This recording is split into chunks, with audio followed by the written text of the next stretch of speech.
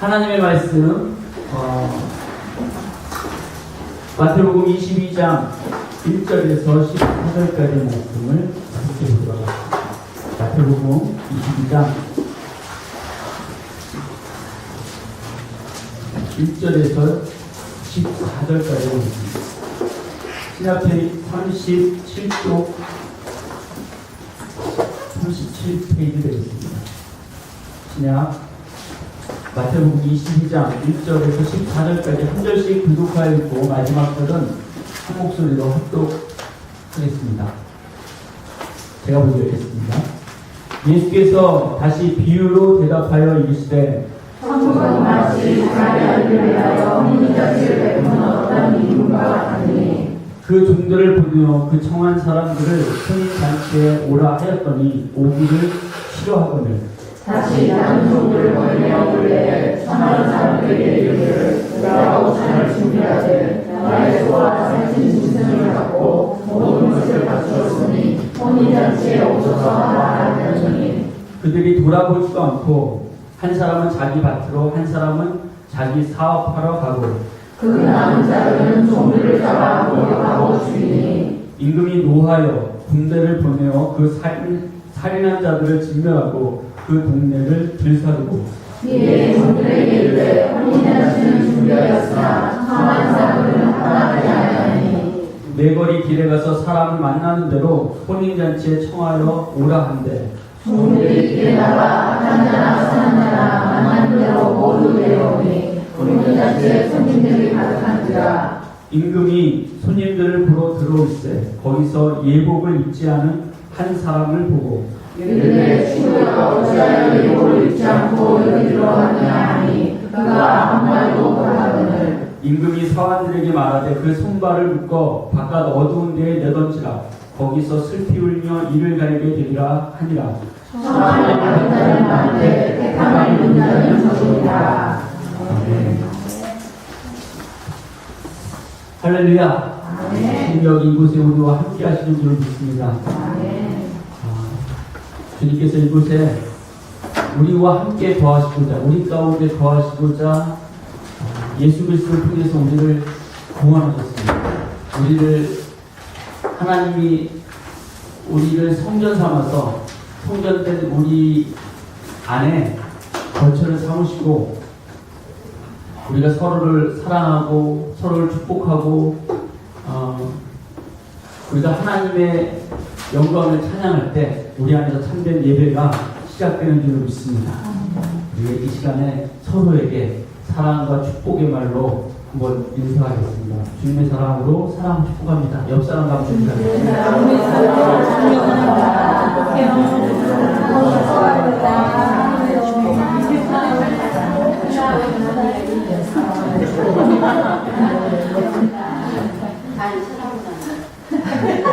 안 사랑하는 저는 오늘 함께 읽은 본문 말씀을 배경으로 예복을 입고 있는가? 라는 제목으로 하나님 말씀을 함께 나누겠습니다. 앞서 말씀드린 것처럼 오늘은 종교개혁 기념 주일입니다. 1517년 10월 31일 독일의 마틴 루터가 독일 비텐베르그 성당의 그 성곽교회 당시에는 성당이었죠. 그 정문에 면죄부에 대한 반박문 95개의 조항의 반박문을 일종의 대학 대자보 같은 그런 반박문을 성당 문에 게시했습니다. 이때부터 종교개혁이 본격적으로 불길이 타오르기 시작했습니다. 개신교 교회들은 이 10월 31일을 종교개혁 기념일로 정하고 독일을 비롯한 여러 개신교 국가들은 그날을 공휴일로 지정해서 많은 다양한 종교개혁 기념 행사를 갖기도 합니다. 우리 교회들도 10월 31일 종교개혁 기념일로 정하고 또 그 10월의 마지막 주 오늘 10월 29일 이런 날을 종교개혁 기념 주일로 종교개혁의 정신을 다시 한번 가다듬고 나누고 있습니다. 올해는 1517년으로부터 이제 500년째 되는 종교개혁 500주년이 되는 해입니다. 종교개혁이 일어나고 이렇게 500년이 지난 후에 우리의 모습, 특히 한국 개신교의 모습을 생각해보면 참 어둡게, 참담하게 생각됩니다. 많은 분들이 500년 전 중세 카톨릭 교회의 모습과 지금 한국 교회의 모습이 크게 다르지 않은 것 아니냐 이렇게 걱정을 합니다. 한국의 큰 대형 교회들 가운데 일부는 11조를 하지 않으면 병들고 저주받는다는 식으로 11조를 강조하기도 합니다. 11조와 면죄부가 그렇게 달라 보이지 않은 것입니다. 최근에도 교회 권력과 재물을 사유재산처럼 생각하고 그것을 자기 자녀에게, 자식에게 물려주는 세습이 교회가 정한 교단 법을 어겨가면서까지 이렇게 세습이 이루어지고 있습니다. 각종 비리에, 국방 비리에 연루되었던 어떤 장로님이 있었고, 알바비를 제대로 주지 않았던 크리스찬 대기업도 있었습니다. 사학 비리에 온상되는 기독교 사학 재단들의 이야기도 종종 들려집니다. 한국의 교인 수는 급감하고 있는데도 불구하고 설문조사에 의하면 국내 사회의 지도층의 40% 이상은 크리스찬이라고 합니다. 40%의 기독교 지도자들 가운데 40% 이상이 크리스찬임에도 불구하고 그들이 사회를 바르고 깨끗하게 하는가 하지 못하고 오히려 적폐의 온상처럼 여겨지는, 그러니까 교회가 세상을 걱정하는 것이 아니라 세상이 교회를 걱정하고 염려한다는 이야기가 있는 것처럼 그렇게 한국교회의 현실은 참담하고 또 어둡게 느껴지게 됩니다. 교회가 세상의 부패를 조장하고 자기 중심적인 그 욕망으로 충만한 것처럼 보여져서 세상에 있는 사람들로부터 경멸과 조롱을 받고 있기도 할 것입니다. 과연 이것이 루터가 500년 전 종교개혁의 이상으로 꿈꾸던 그런 모습일까 싶습니다. 어떤 분들은 이러한 문제들이 루터가 종교개혁 정신으로 이야기했던 이신칭의 때문에 이런 일들이 있다라고 이야기하기도 합니다. 우리는 루터의 종교개혁 정신을 이신칭의 믿음으로 말미암아 의롭다 하심을 받는다라는 말로 함축해서 생각을 합니다. 오늘 함께 우리가 부른 찬송가 360장 내가 깊은 곳에서 이 찬양도 루터가 작사한 찬송가로 알려져 있는데요. 그래서 찬송가 363장을 보면 루터 작사가 이렇게 있습니다. 그러나 정확하게 말하자면 루터의 작사가 아니라 루터가 시편 130편에서 그 가사를 그대로 그 가사의 운율을 그대로 넣어서 회중의 찬송가로 부르게 한 것입니다. 루터는 시편 130편의 이 말씀에서 구원이 인간의 행위와 분노에 있지 않고 죄인을 용서하시고 구원하시려는 그 하나님의 은혜에 있다라고 하는 사실을 발견했습니다. 루터가 시편 130편을 그런 회중 찬송가로 부르게 하면서 이 말씀을 기억하고 찬송하도록 한 것입니다.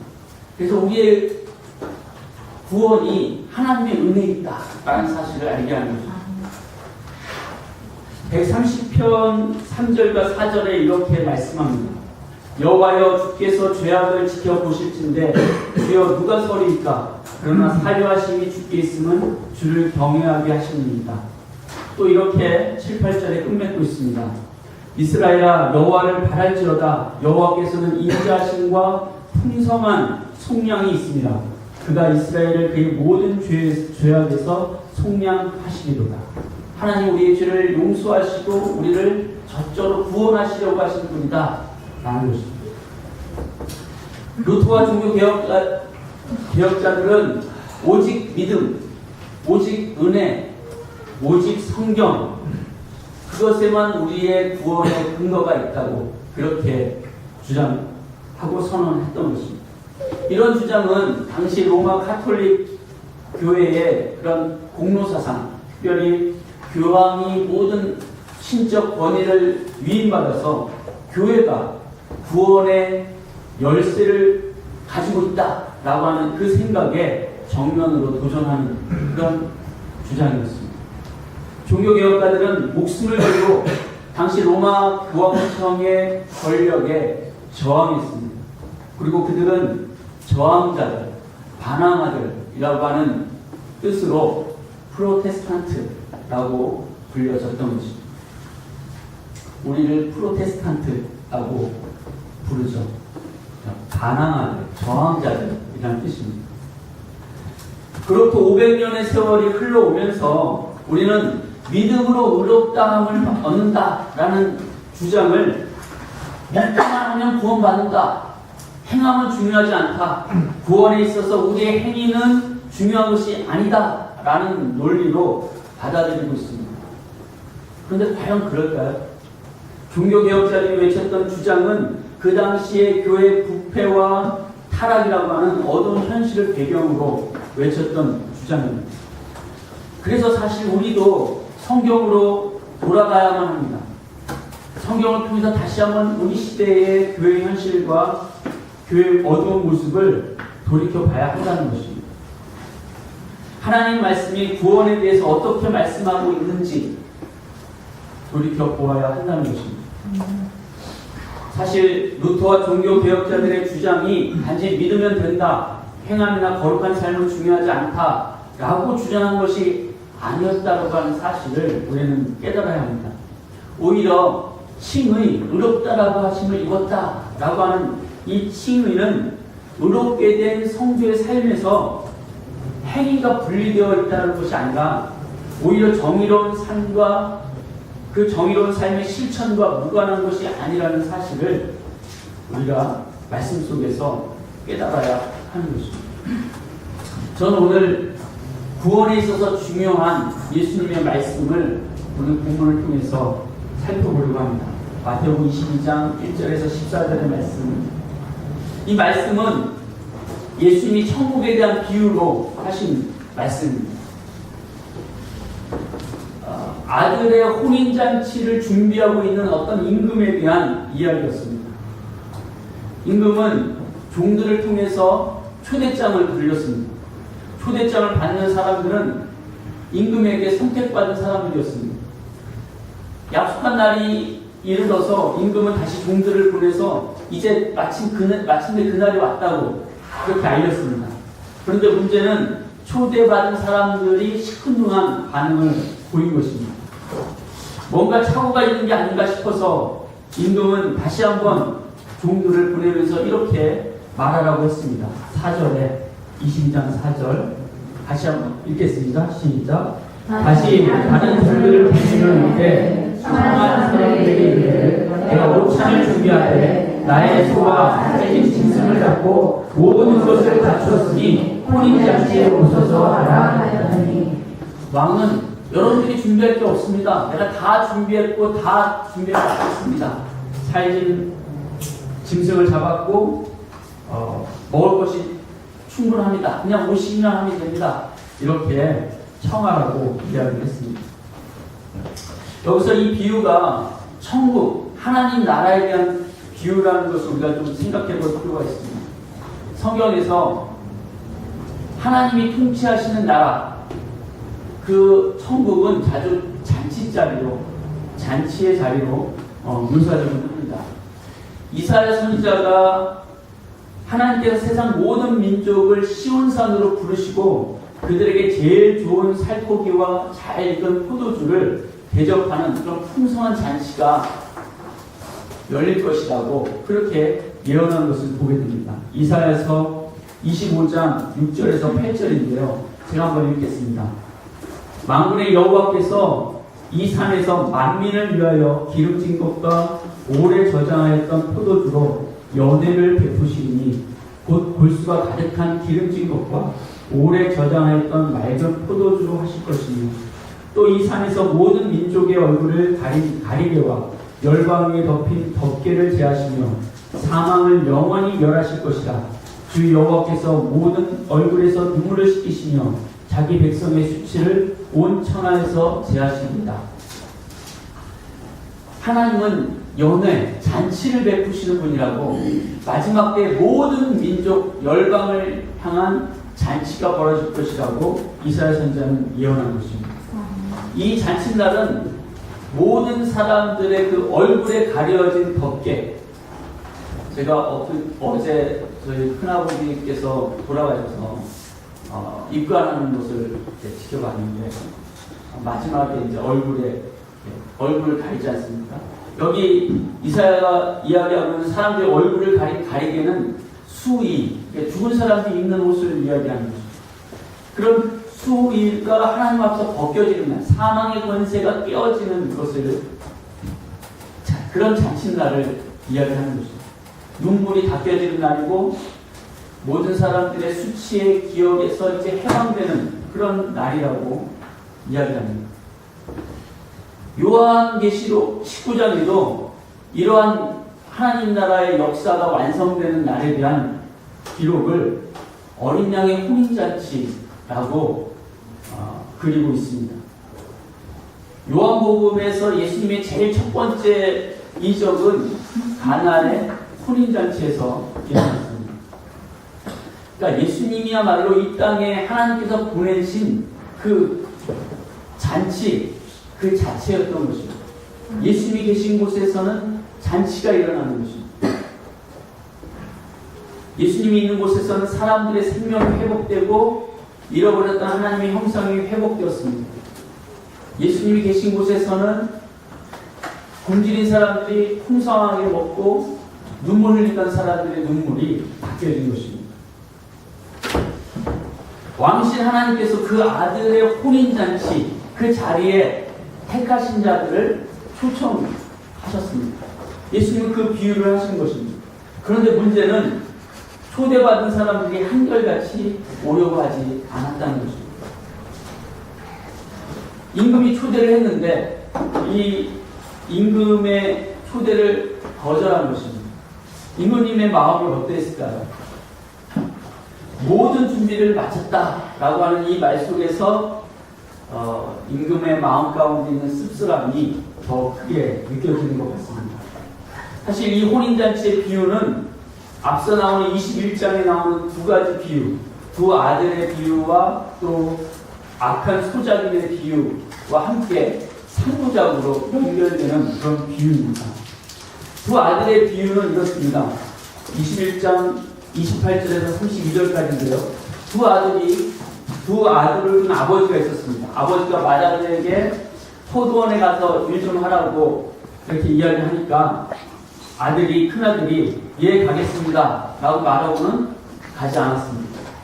둘째 아들에게도 같은 말을 하자 둘째 아들은 싫다고 이야기했다가 나중에 돌이켜서 생각을 바꿔서 일하러 갔다고 말씀합니다.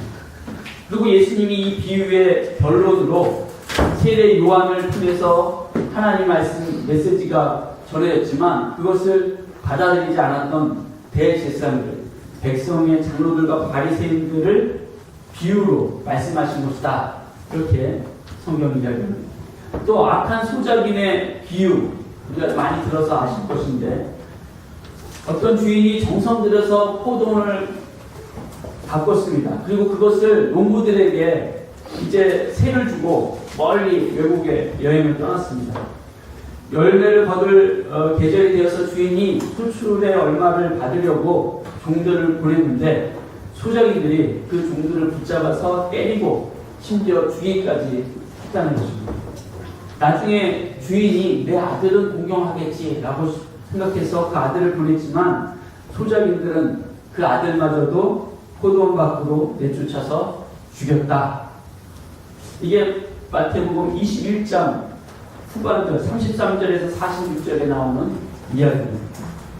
이 두 아들의 비유, 악한 소작인의 비유, 그리고 오늘 본문의 이 비유, 이 3부작 비유를 관통하고 있는 주제는 한글같이 거절 혹은 거역에 대한 이야기입니다. 오늘 본문의 혼인잔치 비유에 대한 말씀을 다시 생각해보면 초대받은 이들이 왜 임금의 초대를 거절했을까 생각해보게 됩니다. 임금의 초대를 받는다는 것은 영광스러운 일일 것입니다. 지금 청와대에서 우리가 만약에 한인교회 성도들 오셔서 작년 한 해 수고하셨다고 오셔서 청와대 용찬에 이렇게 오라고 하면 다들 이렇게 제일 좋은 어떤 분은 입을 옷이 없다고 이야기하면 새 옷을 다 입고 그리고 아마 방문을 할 것 같습니다. 요즘 청와대에 선물로 이렇게 받은 것은 그 어떤 연예인의 그 소장품보다 더 고가로 거래되고 일단은 굉장히 이 자랑스러워하면서 대통령과 셀카 한번 찍으려고 그렇게 하고서 그 사진 아마 자랑스럽게 이렇게 자랑하고 그렇게 할 것 같습니다. 어쨌든 그런데도 불구하고 약속이나 한 듯이 이 사람들은 임금의 초대를 거절하고 있는 것입니다. 갑자기 어떤 당의 모 대표가 생각이 나네요. 거절한. 임금의 초대를 거절한 사람들이 마치 함께 작당이라고 한 것 같습니다. 3절에서 그들이 오기를 싫어하였다. 그렇게 표현하고 있는데 5절에서는 이 다시 초청한 그 종들의 이야기에 돌아보지도 않았다라고 말하기도 합니다. 초청을 전하는 그 말을 들은 척도 하지 않았다라는 뜻입니다. 요즘 말로 개무시. 그들은 왕을 왕으로 모실 생각이 없었던 것입니다. 이들은 예수님의 메시아적 왕권을 받아들일 생각이 전혀 없었습니다. 그냥 무시하는 정도가 아닙니다. 그들 중 어떤 사람들은 임금의 종들을 붙잡아서 모욕하고 죽이까지 했다고 이야기합니다. 이 비유를 통해서 예수님은 거절받고 배척받는 그리스도의 모습을 보여주고 있는 것입니다. 예수님은 자기 백성들로부터 철저하게 배척당하셨고 거절당하셨습니다. 7절에 임금이 노하여 군대를 보내어 그 살인한 자들을 진멸하고 그 군대를 불살랐다라고 얘기합니다. 어떤 성경학자들은 이 7절의 말씀이 주 70년에 로마 군대에 의해서 예루살렘이 완전히 파괴되었을 때 그 파괴를 경험했던 초대교회의 해석이 이 말씀에 덧붙여진 것이라고 그렇게 이야기하기도 합니다. 어쨌든 예루살렘의 파괴가 예수님의 그 메시아적 왕권을 거부한 이들에 대한 심판이었다고 말하고 있는 것입니다. 그렇게 심판이 일어난 후에 임금님은 탄식하듯이 8절에 이렇게 이야기합니다. 혼인잔치는 준비되었으나 청한 사람들은 합당하지 않구나. 그래서 다시 혼인잔치에 들어갈 자격을 이야기합니다. 혼인잔치에 어떤 사람들을 오라고 이야기하느냐. 9절에 내 거리 길에 가서 사람을 만나는 대로 혼인잔치에 청하여 오라 하네. 아무나 만나는 대로 그냥 무작위로 오라고 자격 없이 아무나 오라고 이야기를 하는 거죠. 이제 혼인잔치에 들어갈 자격은 초대한 분에 대한 신뢰, 그분을 존경하는 마음, 이것 가운데 혼인잔치에 들어갈 자격이 생겨나는 것입니다. 이스라엘은 자신들이 하나님으로부터 선택받은 백성이라는 것 그 자체만으로 특별한 자격이 있다고 착각했습니다. 그래서 왕이 보낸 종들을 무시하고 그들은 선택받았다는 것 자체만으로 하나님의 백성이라고 생각했지만 사실은 하나님 말씀을 따르지 않고 순종하지 않고 왕이 보낸 종들의 그 종들을 이야기를 거절했다는 것입니다. 임금이 종들에게 이제 내거리로 나가서 아무나 만나는 대로 잔치에 청해 오라고 그렇게 명령을 했습니다. 종들은 큰 길로 나가서 악한 사람이나 선한 사람이나 악한 자나 선한 자나 만나는 대로 모두 데려와서 혼인잔치 자리가 이제 가득 차게 되었다고 이야기합니다. 여기서 중요한 것은 그 천국잔치에 악한 자나 선한 자 만나는 대로 모두라고 이야기합니다. 강조점은 악한 자에 있습니다. 메시아적인 그리스도의 이 천국잔치는 모두에게 열려있다는 것입니다. 하나님 나라는 아무도 배제하지 않는다는 것입니다. 예수님은 세기와 창녀들까지 예수님이 함께 하시는 그 잔치자리에, 예수님이 계시는 그 자리에 세기와 창녀들까지 들어오도록 하셨습니다. 이스라엘 바리새인들이 마음으로 용납하기 어려운 사람들조차 하나님 나라 그 잔치에 초대받은 사람들이라고 예수님이 말씀하셨습니다. 우리도 사실 받아들이기 어려운 사람들, 마음으로 용납하기 어려운 사람들이 있는 것을 압니다. 교회가 그들을 구별하고 배척하려고 하는 것을 봅니다. 그러나 사실 하나님 나라 잔치자리에는 아무도 어떤 사람도 거절받거나 배척되지 않는다라고, 우리가 보기에는 악한 사람이라고 보여지는 사람까지도 그 천국잔치는 열려있다라고 예수님이 말씀하시는 것입니다. 그 천국잔치를 받아들이거나 거절하는 것은 그 사람의 문제일 뿐입니다.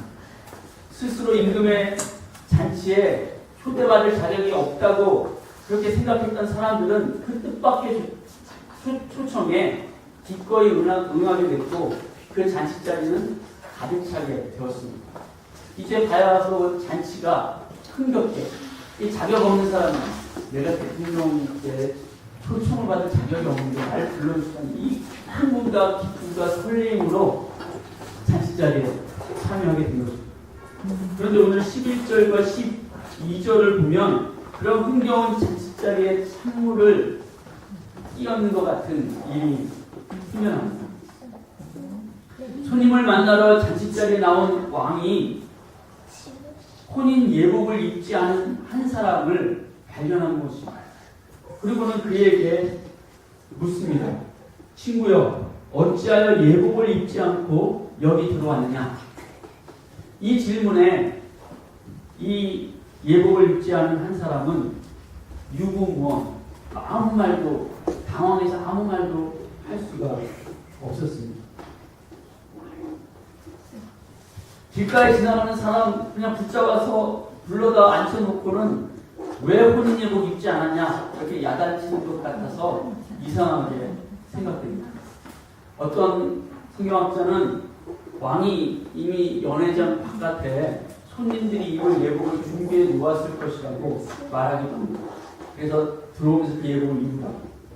제가 이스라엘의 그 통곡의 벽 앞에서 유대인들이 막 기도하는데 유대인이 아닌 사람들이 통곡의 벽에 가서 기도할 때 유대인은 다 키파라고 머리에 하나님께 정수리를 보여서는 안 된다. 키파라고 작은 모자를 쓰는데 유대인 아닌 사람들은 키파를 갖고 있지 않으니까 그들을 위해서 그들의 통곡의 벽에 와서 기도할 수 있도록 종이로 만든 키파들을 그 통곡의 벽 앞에 쌓아놨습니다. 그래서 그것을 이렇게 쓰고 들어갈 수 있고 마치 그런 것처럼 이 천국의 문 앞에 그런 예복을 놔두는데 그 예복을 입지 않고 들어온 것이다. 이런 식으로 해석하는 성경학자들이 있습니다.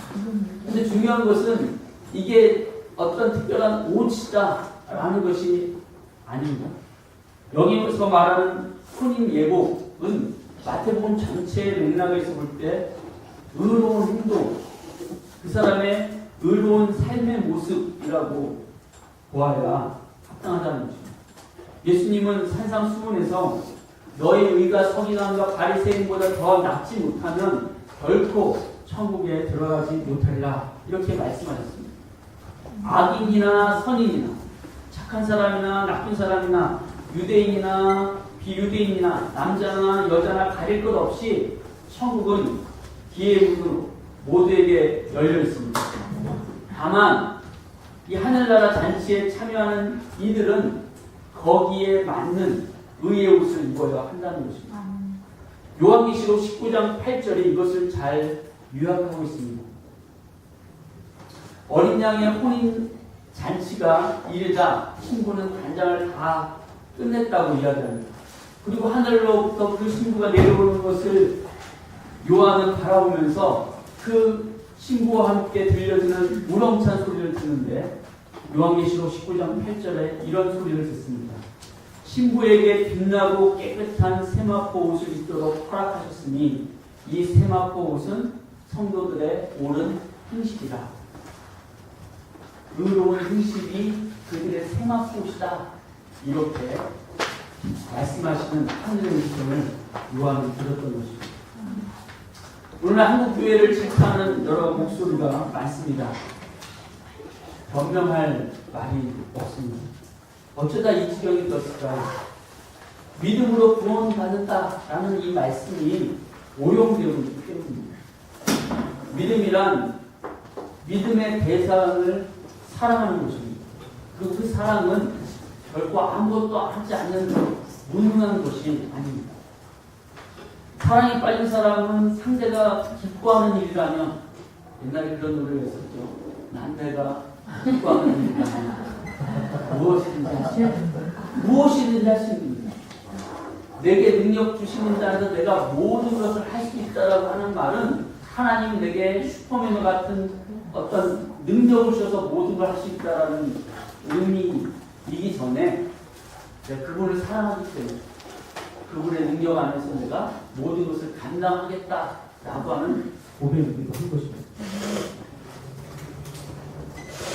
하나님을 사랑한다, 예수님을 사랑한다고 하면서도 그분이 기뻐하시는 일, 그분이 사랑하시는 사람들을 향한 일을 하지 않는 것은 신앙의 위선이거나 거짓일 뿐인 것입니다. 믿음과 행함은 분리될 수 없는 하나인 것입니다. 행함이 믿음을 증거하는 것입니다. 혼인 예복을 입지 않은 이들이 바깥 어두운 데로 내어 쫓겼다라고 하는 이 말씀을 우리는 가볍게 여기서는 안 되는 것입니다. 그 잔치자리에 은혜로 부르심을 받은 사람들은 이제 그 잔치자리에 합당한 예복을, 의의 삶을, 거룩한 삶을 살아야 한다는 것입니다. 우리는 은혜로 하나님의 잔치자리에 초대받았다는 사실에만 기뻐하셔서는 안 됩니다. 대통령이 날 불렀다는 사실에 기뻐하고 그냥 목배바지 입고 이게 갈 수가 없다는 거예요. 대통령을 정말 존경하고 대통령을 만나는 것에 대한 어떤 그 위치를 생각한다면 좋은 옷, 매일 입고 있는 좋은 옷을, 제일 좋은 옷을 입고 가려고 하는 것이죠. 초대받은 자로서의 삶을 살아야 하는 것입니다. 칭의, 믿음으로 의롭다라고 인정되어진 것은 이제 거룩한 삶의 시작이, 의로운 삶의 시작이 우리에게 주어졌다는 것을 의미하는 것입니다. 그것이 초대한 분에 대한 예의가 되는 것입니다. 이 비유의 결론은 단순하지만 강력합니다. 청함을 받은 자는 많되 택함을 입은 자는 적은다.